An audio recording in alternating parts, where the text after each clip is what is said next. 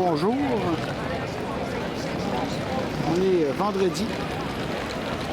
Premier contact avec Amsterdam. Parce qu'on doit mentionner que pour des raisons diverses, on ne couche pas ici. On couche à peu près à 30 km d'ici dans la ville de Haarlem. Pas se tromper avec Haarlem de New York. Alors on est arrivé, on a pris le train ce matin parce qu'en Europe et puis principalement dans certaines villes, l'automobile était fortement déconseillé. Alors on a pris le train de Haarlem et on arrive à la gare d'Amsterdam, Amsterdam Central. La gare ici, vieux bâtiment typique. Il nous annonçait de la pluie les prochains jours. Puis c'est la température avec laquelle on est sorti ce matin. Donc, ça nous prouve que la météo dans tous les pays, c'est la même affaire.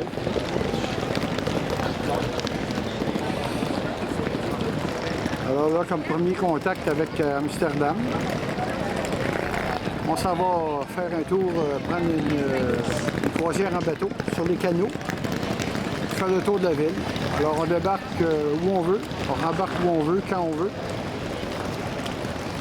Et on s'en va visiter les principales attractions de la ville ici.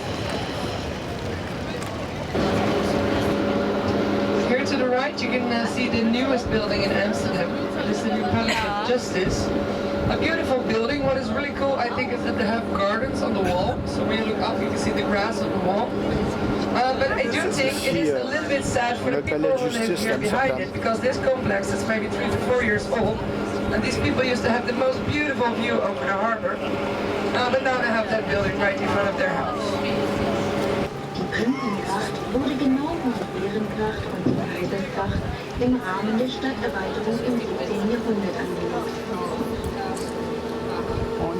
On se promène maintenant dans l'intérieur de la ville. On chante presque le centre-ville d'Amsterdam. Architecture très particulière. Telle qu'on a l'habitude de voir dans les photos.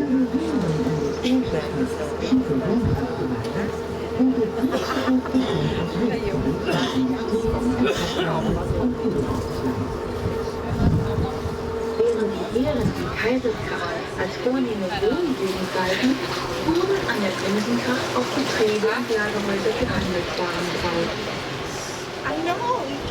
The Ehrengracht and the Kaisergracht were both the chic canals to live on, while the Prinzengracht was destined to be a working area with industries and warehouses.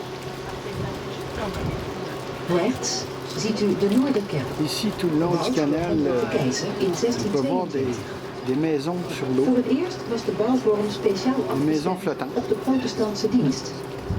De preekstoel stond centraal tussen de 4 even lange armen van het Griekse kruis, zodat iedereen het woord van God even goed kon horen. Rechts sehen Sie die Noorderkerk. Diese Kirche wurde 1622 von Hendrik de Keyser erbaut. Zum ersten Mal wurde die Bauform speziell auf den protestantischen Gottesdienst abgestimmt. Die Kanzel stand zentral zwischen den 4 gleich langen Armen des griechischen Kreuzes, damit jeder das Wort Gottes gleich gut hören konnte. On your right, you'll see the Noorderkerk, or North.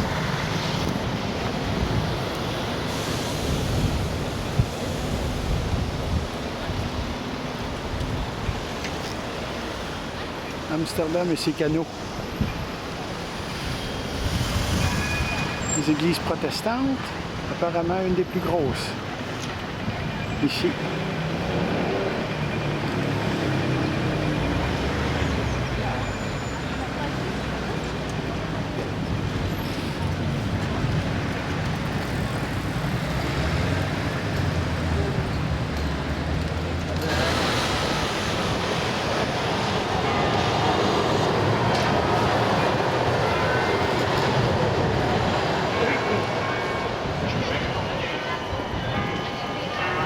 Superbe architecture.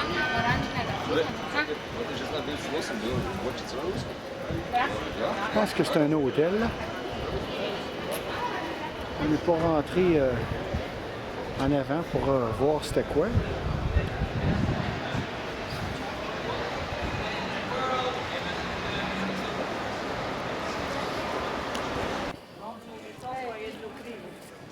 Alors, cet après-midi, on est dans un genre de petite cour privée qui est quand même ouverte aux touristes.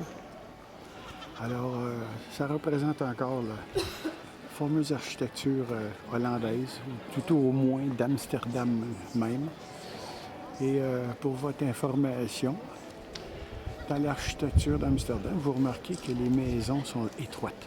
Toutes les maisons sont étroites. Chaque pignon, c'est une maison. Alors, dans l'architecture, ils ont prévu presque partout. C'est-à-dire pour rentrer, étant donné que les gros meubles ne rentrent pas à travers les portes. Alors, dans toute l'architecture d'Amsterdam, au sommet, il y a dans le pignon un genre de... pas de treuil, là, mais de support qui sort de l'architecture avec un crochet. Puis c'est par là. Là, on en retrouve un autre ici, je crois. Vous voyez? C'est par là qu'on monte tous les gros meubles. Alors au deuxième, troisième étage. Alors ça nous évite de les rentrer par le rez-de-chaussée. Voilà. Et on retrouve ça partout, partout, partout. À Amsterdam. En Hollande. On en a encore un ici. En haut de la fenêtre. On en a encore un autre ici en haut de la fenêtre. Voilà, une des particularités de la ville ici, parce que l'architecture fait que les maisons sont toutes étroites. Caractéristique qu'on retrouve nulle part ailleurs dans le monde. Naturellement, il y a des fleurs, pas ce qui manque. Voilà, beau petit coin de pays.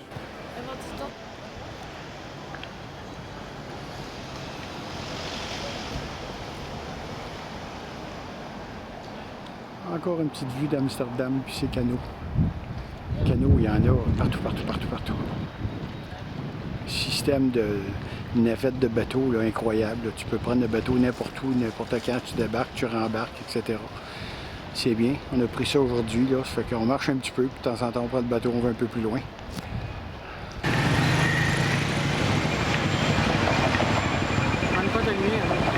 Ah bon, on prend la prochaine.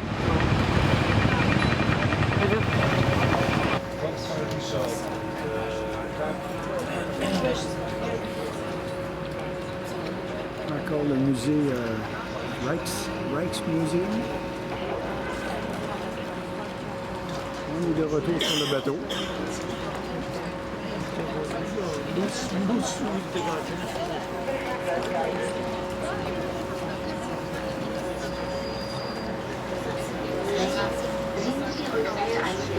Des belles résidences là, tout le long du canal ici.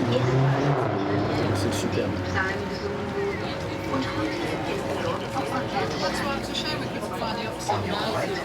You can see the back of the building, which has always been associated with music.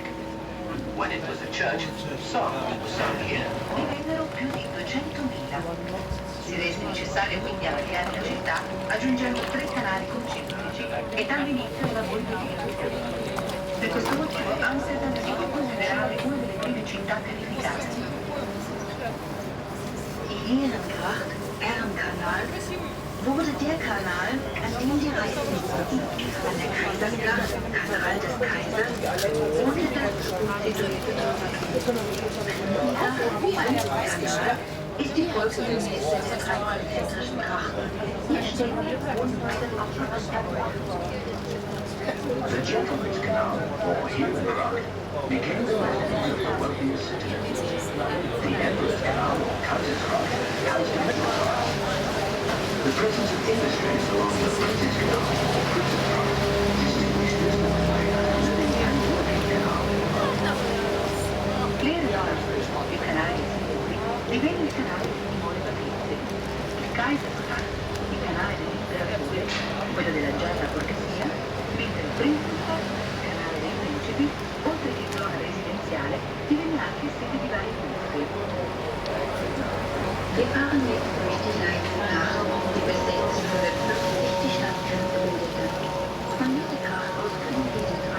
be careful when leaving the boat. Avez-vous déjà vu un parking à Bessic?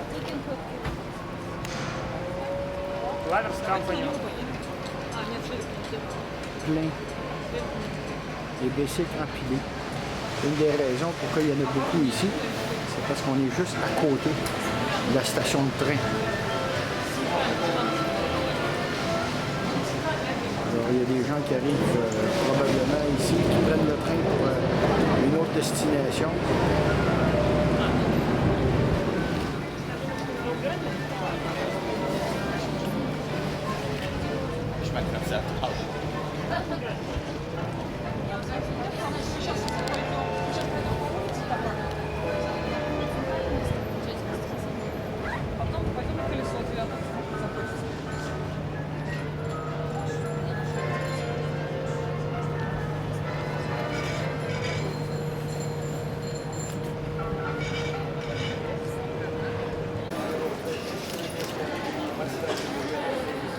Alors vous en aurez la preuve que on se serait promené dans qu'est-ce qu'ils appellent le Red Light District.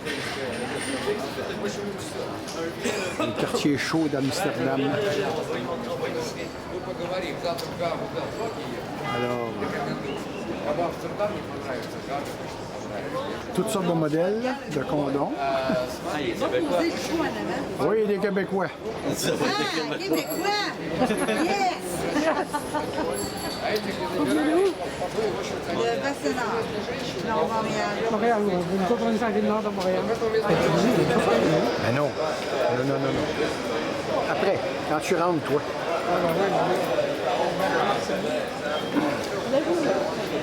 On est dans le district chaud d'Amsterdam. Alors, il y a des petites boutiques ici. Comme on voit, je ne veux pas m'approcher trop près volontairement, par respect aussi. On voit des rideaux. Puis, il y a une madame qui est ici, là, en arrière de la porte, là, qui attend.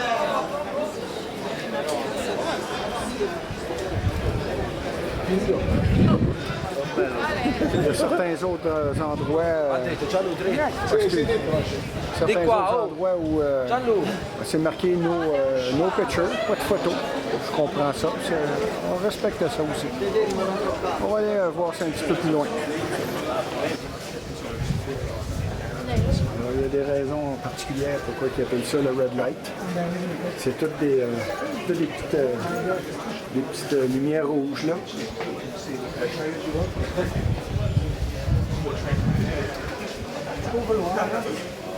C'est le métier.